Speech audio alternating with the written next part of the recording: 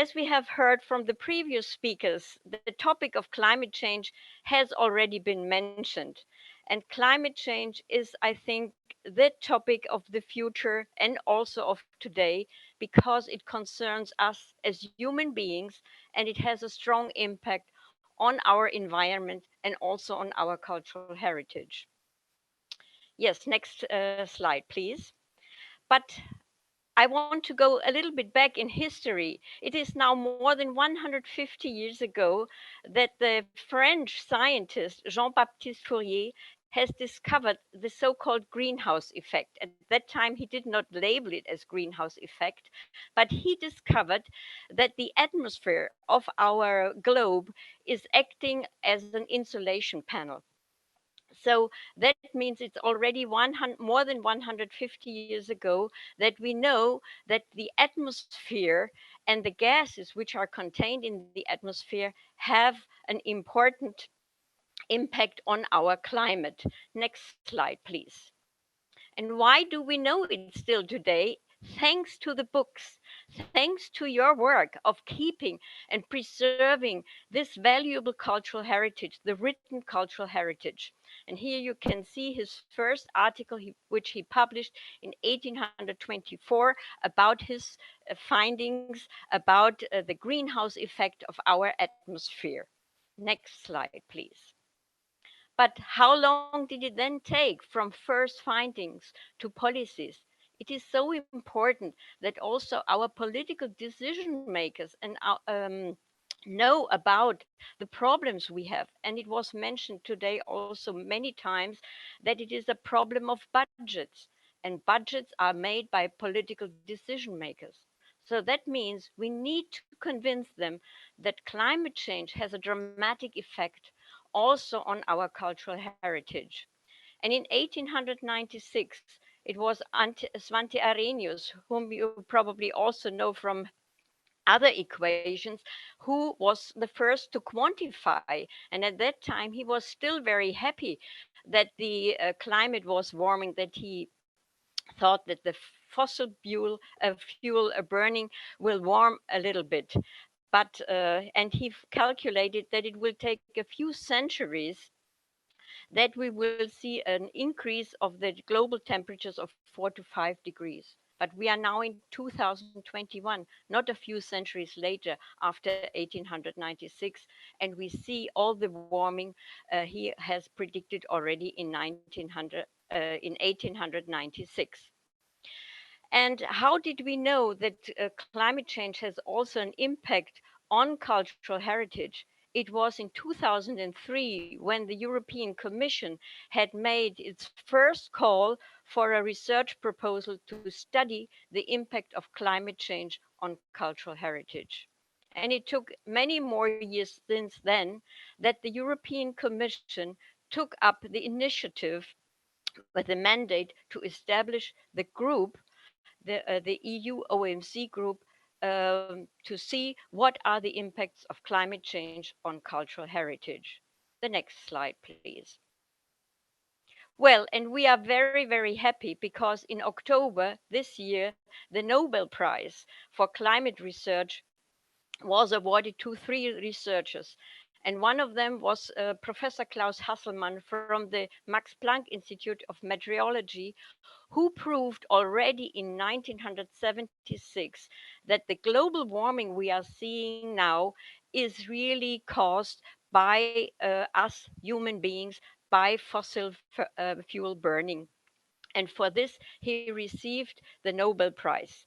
And the climate system is also a very, very complex system, as we heard by the colleague Christina, where she tried to model and simulate archives and libraries. But the climate system is also very, very complex. And we are really very happy that the Nobel Prize went to the climate research community. Next slide, please. Unfortunately, you cannot see the movement, but you can see this slide, and this makes us so worrying. And that shows us that only in the last 10,000 years, we had a very stable climate. And when we increase further our CO2 emissions, we will come back into the instability of the climate, which was the case before the 10,000 years.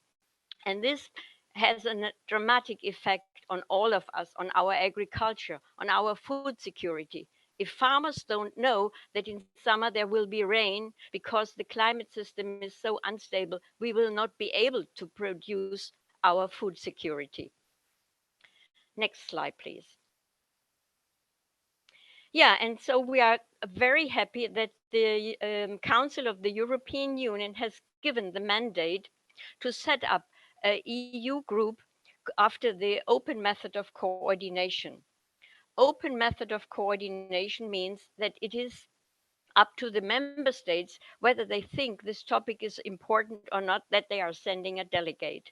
And we have altogether 28 participating countries, 25 from the European Union, and 3 Switzerland, Norway, and Iceland from associated countries. And this high number shows that the topic of climate change impacts on our cultural heritage, what is here at stake, is very important for at least 28 countries in Europe. Next slide, please. The mandate we have been given by the Council of the European Union to set up this group is really very, very vast. And we have to look into what are the emerging threats from climate change on cultural heritage. We want to know what is the state of play in the different member states and how we can contribute to mitigation. That was also mentioned by Chris. How can we, with our management of the cultural heritage of our buildings, archives, libraries, contribute to mitigate and also to fight against climate change impacts. Another part of our mandate is we have to contribute to awareness raising and to capacity building on European and on member state level. Next slide, please. Well, the first task, what we did in January 21, when we started with our work, was we prepared a questionnaire, and this is still work in progress. We wanted to know how is this topic, climate change, tackled in the different member states. We wanted also to identify direct and indirect threats from climate change. And another task was we wanted to collect best practice examples from all over the member states. Next slides, please. So the first results was about what is the situation of cultural heritage and climate change in the different policies and regulations in the member states. And you can see here that there are still some member states where cultural heritage and climate change is not at all included in the policies of the member states. Some have it and some don't have it. One of the difficulties is still because the responsibility of climate change and cultural heritage is often distributed between different ministries, and sometimes they do not cooperate very well with each other.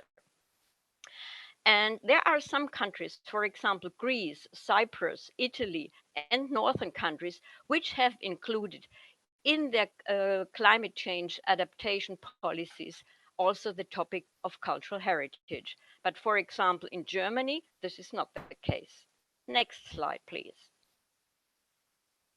We have also asked our delegates, what do you think are the biggest threats to cultural heritage from climate change?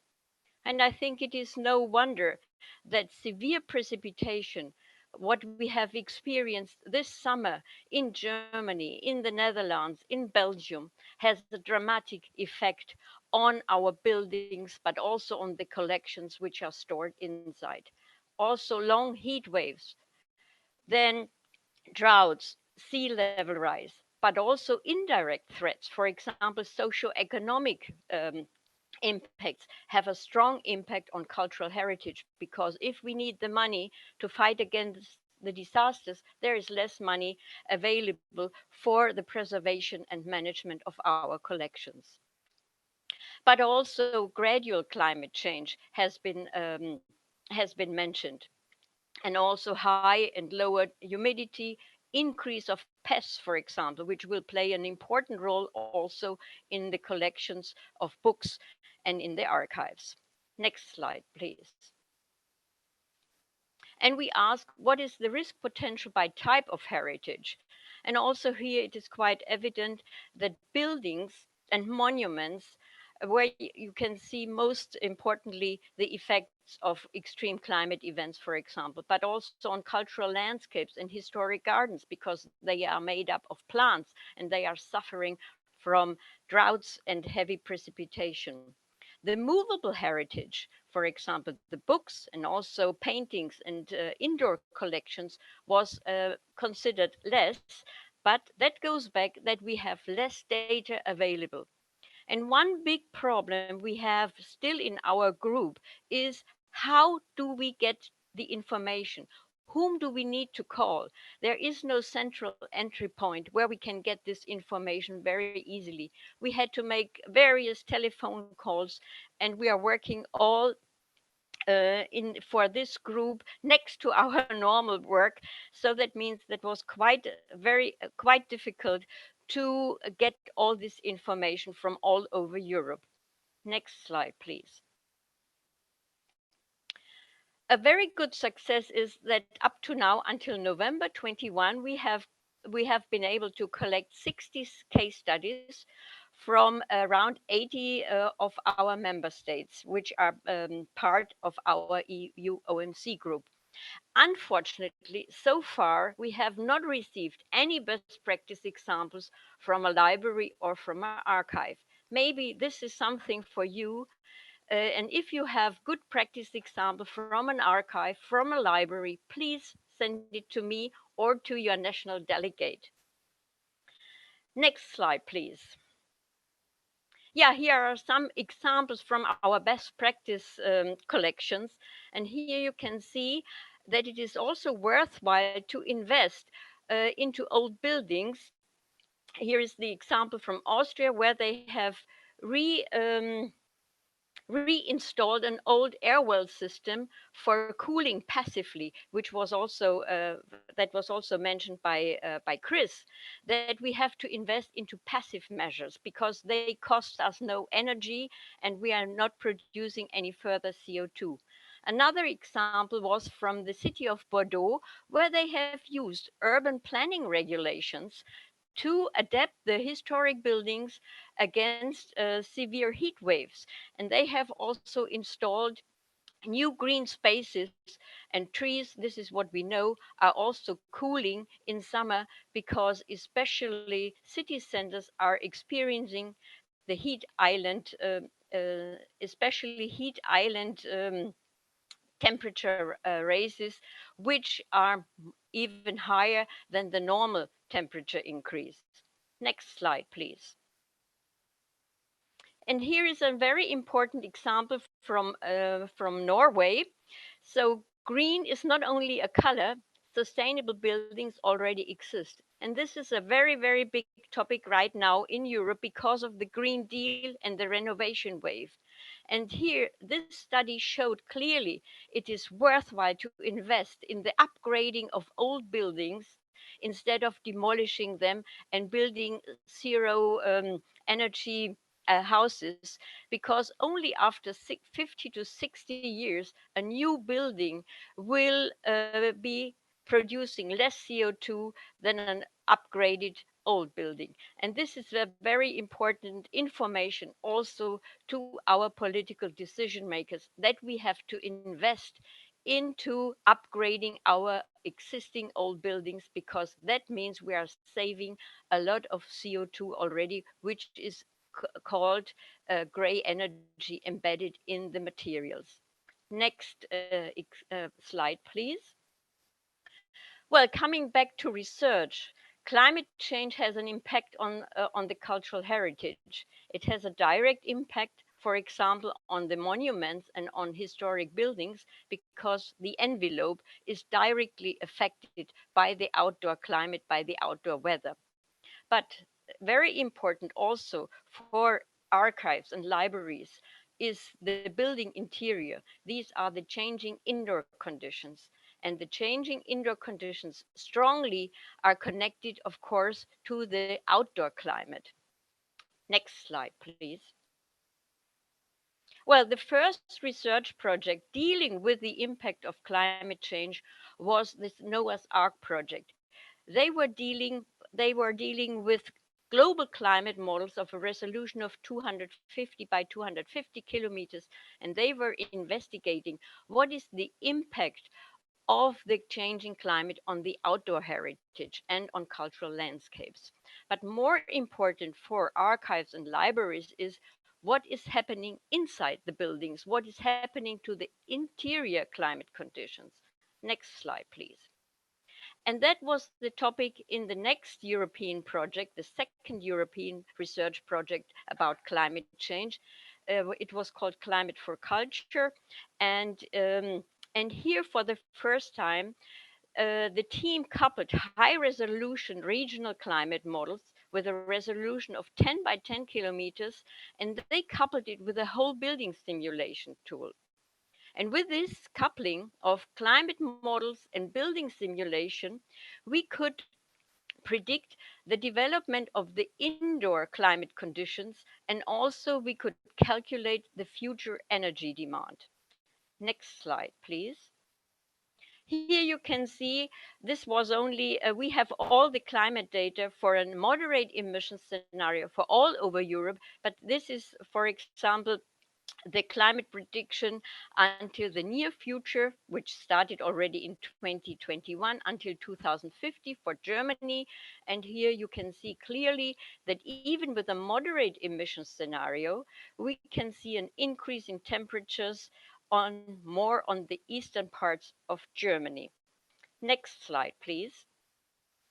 We also had our partner, the Max Planck Institute for Meteorology, and these were the two PhD students of the Nobel Prize winner, Professor Klaus Hasselmann, who have done the sea level rise simulation, and their results show that the North Sea has a higher increase, for example, than the Mediterranean Sea.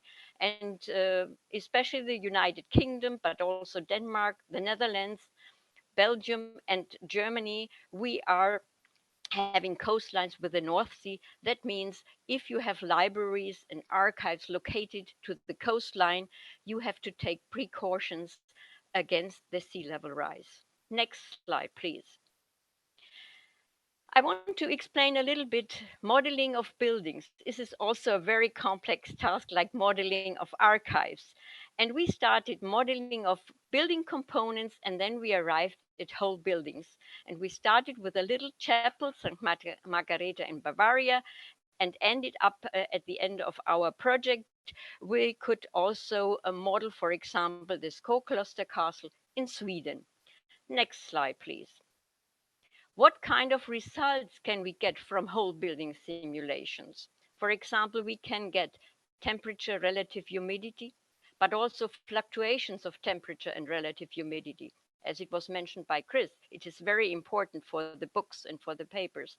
But we can also simulate surface and component layer conditions, temperature, humidity. We can calculate the energy demand, heating and cooling demand, humidification, dehumidification demand. And we can change, and that is really the advantage of the whole building simulation tool. If we do changes in the building, for example, if we change the ventilation strategy, if we change the heating technology, all this can be calculated with the whole building simulation tool. Next slide, please. And here you can see what kind of parameters we have been calculating from the regional climate model. Our partners from the Max Planck Institute, because we wanted to know more than only the temperature for the whole building simulation tool, we needed other parameters like relative humidity, wind speed, cloud coverage. So altogether 12 other climate parameters which needed to be calculated from the regional climate model. And we have this information for 10 by 10 kilometers resolution all over Europe, which you can see here on the left side. And what we also did as a first team, We did a plausibility and applicability check of the complete data sets we received from the regional climate model, because every model, of course, has uncertainties. And these are simulated data. And so that means, of course, there is always a degree of uncertainty. But we have checked it with past weather records, which we could find in our institute in Germany. Next slide, please. And here you can see how the mean indoor temperatures of a generalized building all over Europe will change in the far future. And here you can see that there will be a big increase in the indoor temperatures, especially also in the northern part of Europe, but of course also in the southern part of Europe, Italy, Spain, and also in the eastern part of Europe. Next slide, please. Here you can see how our calculations look like if we are looking into a single building. And here are the simulated temperature and humidity forecast for the San Bavo Cathedral in Ghent in Belgium for the year 2100. And this was the moderate emission scenario. And that means moderate emission scenario is what we try to achieve with the Paris Climate Agreement. And even here we see by the end of the century that in the cathedral in Ghent, we will have 40 to 45 degrees inside the cathedral. And what that means for the art objects, for the paintings, for the guild work, and of course for the visitors, I don't need to explain that to you. That means here we really have to do something how we can adapt our cultural heritage to climate change. Next slide, please. Very important also is mold growth. On the one side, we have drought periods, but on the other side, we also have long periods of heavy precipitation. And we also have tried to calculate how will mold growth in the future change. And you can see this here on the right picture that until the end of the century, there will be a strong increase of mold growth inside buildings, especially in the northern part of Europe. Next slide, please. And very important, of course, with all the discussion about CO2 emissions, and it was again mentioned by Chris, we will see, due to the global warming, of course, a little bit less energy demand for heating, but we will have a much bigger energy demand for cooling and for dehumidification. And these two processes, cooling and dehumidification, are still expensive and not yet climate neutral. Here we have to further research and develop and use technologies which are CO2 or climate friendly. Next slide, please. Insects, I have already mentioned it. Insects are also more and more a problem in historic houses, in libraries, in archives. And here we have tried to calculate how much insects will grow, have higher reproduction rates, which are temperature dependent. And here you can see our calculations, how this will change from the recent past to the difference to the far future until the end of the century. And also you can see that there will be big changes. Next slide, please. We have just started a new project, and that is coordinated by Pascal Querner in Vienna. And he is using our whole building simulation tools for modeling the impact of future climate change on museum pests and on fungi. We have started in July. We have not yet any results, but here he will look together with all his colleagues and my colleagues also from Fraunhofer who are doing the building simulation, how the changing climate will have an influence on increased growth of pests and fungi. Next slide, please. Well, that was a short, a short trip to what we have been doing in the research in the past years, and then coming back. What is now the summary our preliminary summary of our EU OMC expert group, we can say that extreme climate events and also the gradual climate change have a dramatic effect both on tangible and intangible cultural heritage. But we still have a lot of gaps in understanding and knowledge about the climate change impacts. For example, how will really climate change impact the archives, libraries? We need more reliable data, also from modeling and simulation. We have still a lack of awareness about the urgency to adapt on all levels, on the levels inside the cultural heritage community, and especially on the level of the political decision makers. And we need much more cooperation and mutual exchange. We need to invest into skills and training. For example, we don't have all the people, all the necessary experts knowing what kind of influences climate change will have on the vast diversity of our cultural heritage.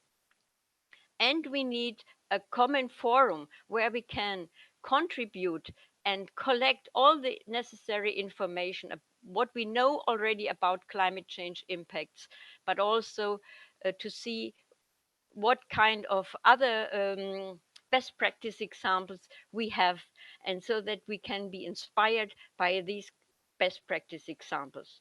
And last but not least, we also need to include cultural heritage in all the mainstream policies, which is not yet the case. For example, the European Green Deal, when it was launched by the new Commission under Ursula von der Leyen in 2019, there is not one single word about cultural heritage.